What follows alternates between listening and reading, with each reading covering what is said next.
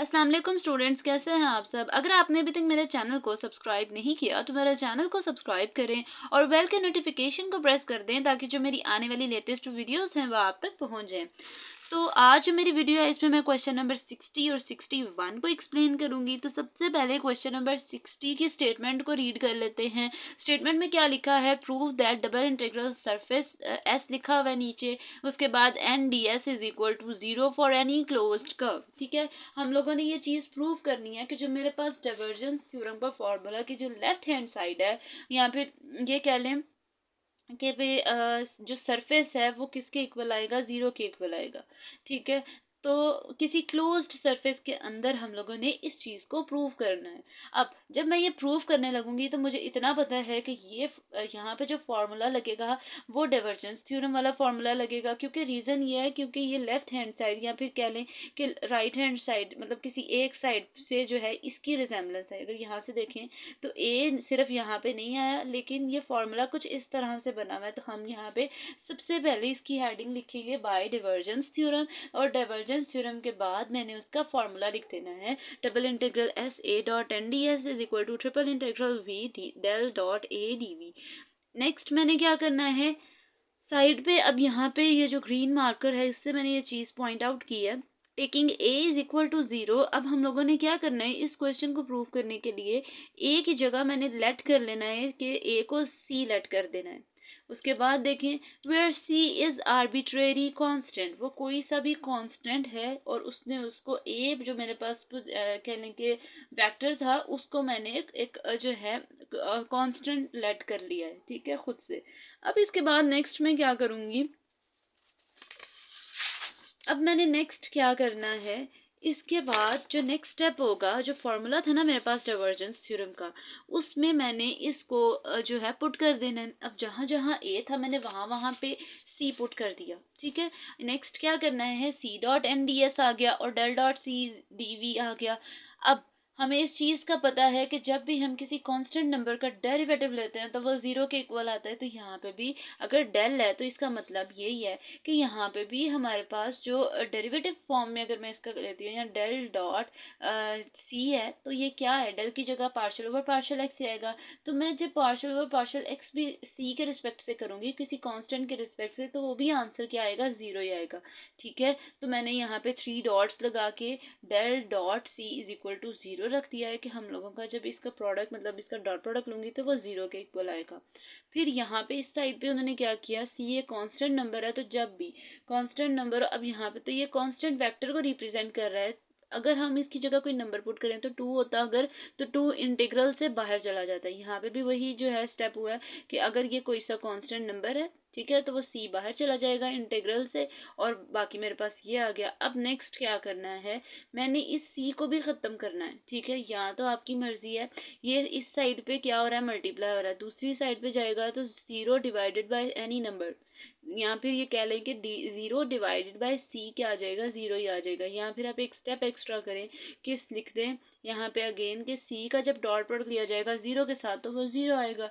तो फिर हम लोगों ने 0 की जगह सी डॉट 0 वेक्टर हम लोगों ने बना लिया है। ठीक है, ऐसे करना है, ऐसे कर लें, आपने दूसरे तरीके से प्रूव करना है वैसे कर लें। वैसे जिस तरह से ये आपके नोट्स पे लिखा है कोशिश करते हैं कि उसी चीज़ को फॉलो करें।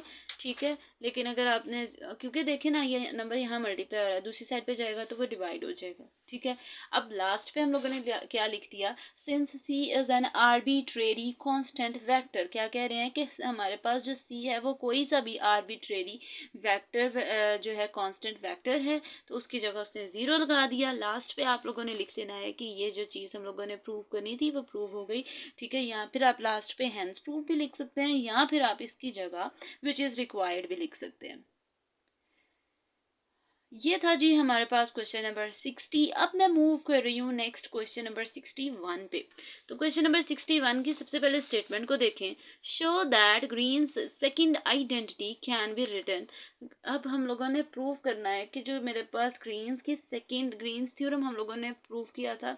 अब ग्रीन्स थ्योरम के कुछ फार्मूलाज में थे जिसमें बताया गया था ग्रीन्स फर्स्ट आइडेंटिटी। ये मैंने सबसे जो है जब चैप्टर स्टार्ट किया था ये वीडियो बनाई थी कि ये सिंपल कुछ फार्मूलाज ही हैं और सिर्फ उन्होंने उसकी नेम्स बना दिए थे कि ये ग्रीन्स फर्स्ट आइडेंटिटी है, ग्रीन्स सेकेंड आइडेंटिटी है।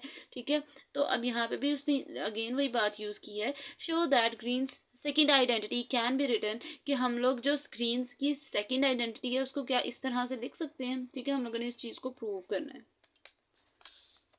ये मेरे पास क्वेश्चन है। अब क्वेश्चन को यहाँ से देखें तो हम लोगों ने ये दोनों चीज़ प्रूव करनी है। अब नेक्स्ट मैंने क्या करना है, इसको प्रूव करने के लिए इस क्वेश्चन को सबसे पहले लिखना है वी नो दैट, मतलब कि हमें पता है कि जब भी मैं डेल फाई डॉट एन लूंगी तो मेरे पास क्या आएगा, पार्शियल फाई और पार्शियल एन, और जब मैं डेल साई डॉट एन लूंगी तो आएगा partial psi over partial N. फिर मैंने क्या करना है कि अगर मैं डेल साई का डॉट प्रोडक्ट लेती हूँ डी एस के साथ तो मेरे पास क्या आएगा, यहाँ पे डी एस इस तरह से लिख लें, यहाँ फिर एन डी एस कर लें, तो फिर डेल, अब इसकी जगह डेल साई डॉट एन की जगह ये जो वैल्यू प्रूव किया हम लोगों ने, या जैसे हम लोगों ने लेट की थी उसकी जगह वो लिख देना है। तो पार्शियल लिखना है, पार्शियल लिखना है, D over D psi over D N लिखना है, ऐसे कर लें।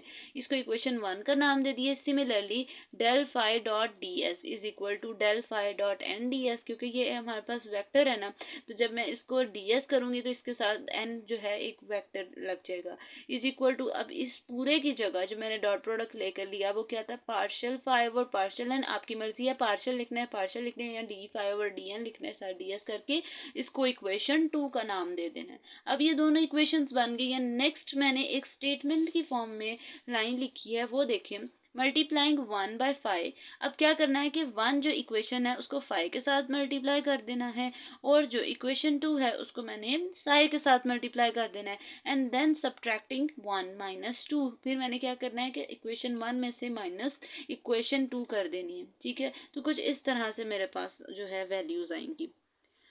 अब जो चीज़ प्रूव करनी थी वो तो मैंने प्रूव कर लिया, लेकिन मेरा जो क्वेश्चन था, अगेन अगर मैं पीछे इसको मूव करके आपको दिखाऊं, जो चीज़ प्रूव करनी थी वो तो प्रूव हो गया, मतलब अंदर वाला सब कुछ फाइनल है, लेकिन मेरे पास जो ट्रिपल इंटीग्रल और डबल इंटीग्रल है ये नहीं आ रहा। अब इनको लाने के लिए हम क्या करेंगे, इस जो मेरे पास क्वेश्चन है इसमें क्या करूँगी, मैं यहाँ पे फॉर्मूला लगाऊंगी इसकी इस साइड पे। ठीक है, डी एस मतलब दोनों तरफ सरफेस इंटीग्रल ही लगा के डी एस दोनों के साथ लगा दूंगी। फिर मैंने क्या करना है, अब यहाँ पे इस सरफेस को वॉल्यूम में चेंज करेंगे, तो डेल डॉट जो फंक्शन है, इस पूरे को फंक्शन लेट कर रही हूँ तो उस डेल का डॉट प्रोडक्ट उसके साथ ले लिया जाएगा।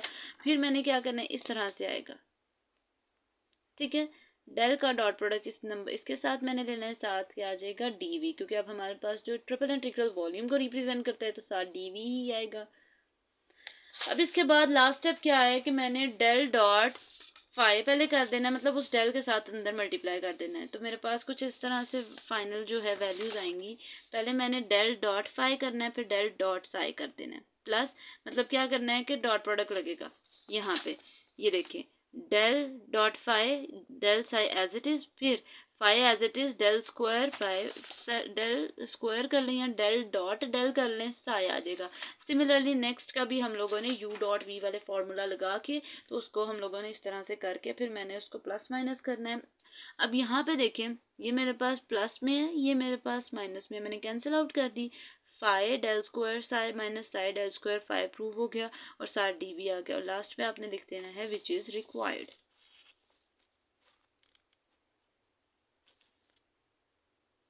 अब नेक्स्ट देखें क्वेश्चन नंबर 62 भी जो है काफ़ी इजी क्वेश्चन है। क्वेश्चन नंबर 62 में भी अगेन प्रूव करना है हम लोगों ने, हमारे पास एक इंटीग्रल गिवन है फॉर एनी क्लोज्ड कर्व, किसी क्लोज्ड कर्व के अंदर। नेक्स्ट देखें, सबसे पहले वी नो दैट हम लोगों ने फॉर्मूला लिखना है। अब यहाँ पे भी अगेन वही फॉर्मूला डाइवर्जेंस थ्योरम का लगा है, लेकिन क्या किया, यहाँ पे मैंने ए की जगह क्या किया, बी रख दिया, यहाँ पे भी बी रख दिया, लेकिन जहाँ डॉट प्रोडक्ट आता था वहाँ क्रॉस प्रोडक्ट रख दिया। ठीक है, अब जब क्रॉस प्रोडक्ट रखा, या तो वो कह रहे हैं ऐसे कर लें या फिर आप ऐसे करके लिख सकते हैं। ठीक है, तो ये चीज़ बताइए कि जब n क्रॉस प्रोडक्ट लेते हैं ना, जैसे a क्रॉस b है, वो किसके इक्वल आएगा, minus A B cross A के, क्योंकि जब हम वेक्टर फंक्शन का क्रॉस प्रोडक्ट लेते हैं तो उसमें डायरेक्शन जो है वो देखी जाती है, इसलिए नेगेटिव साइन आता है साथ। फिर मैंने क्या करना है, इस तरह से करके, अब ये n क्रॉस b था तो इस फॉर्मूले को फॉलो करते हुए b क्रॉस n हो गया। अब नेक्स्ट देखें, यहाँ पे मैंने क्या करना है, जहाँ पे मैंने b लगाया था, अब b की जगह भी मैंने कोशिश करनी है लेट कर लूँ r। अब r मैंने क्यों लेट किया, उसका रीज़न ये है कि क्वेश्चन में r ही हम लोगों ने प्रूव करना है। फिर r cross del cross r dv और del cross r cross n ds, ये इस साइड पे आ जाएगा और ये उस साइड पे माइनस के साथ लिख दिया जाएगा। माइनस इस साइड पे लिखा जाए या इस साइड पे लिखा जाए, एक ही बात है, क्योंकि माइनस के साथ अगर मल्टीप्लाई करती हूँ तो यहाँ पे माइनस आ जाएगा और यहाँ माइनस माइनस मिलकर प्लस हो जाता है। ये यहाँ पे रीजन यूज हुआ है। अब मैंने नेक्स्ट क्या करना है, डेल क्रॉस आर, आर की जगह, आर की वैल्यू मुझे पता है एक्स वाई जेड है, इसलिए यहाँ पे आर यूज हुआ है। Partial over partial X del की वैल्यू है, partial over partial Y, partial over partial Z. जब मैंने इनका ट्रिपल कह लें कि वो लिया है, डिटर्मिनेंट लिया है 3 क्रॉस 3, मतलब जो है वो मेरे पास 3 क्रॉस 3 को ऑर्डर था, तो फिर जब मैंने इसकी करनी है तो वो ज़ीरो आ जाएगा। तो ज़ीरो का इंटीग्रल भी ले तो वो ज़ीरो ही आता है। लास्ट पे आपने अगेन लिख देना है विच इज़ रिक्वायर्ड। ये थी जी मेरी आज की वीडियो। होपफुली आपको मेरी वीडियो अच्छी लगी होगी। अगर आपको मेरी वीडियो अच्छी लगे तो वीडियो को लाइक करें और सब्सक्राइब करना मत भूलिएगा। तो तब तक के लिए अल्लाह हाफिज़।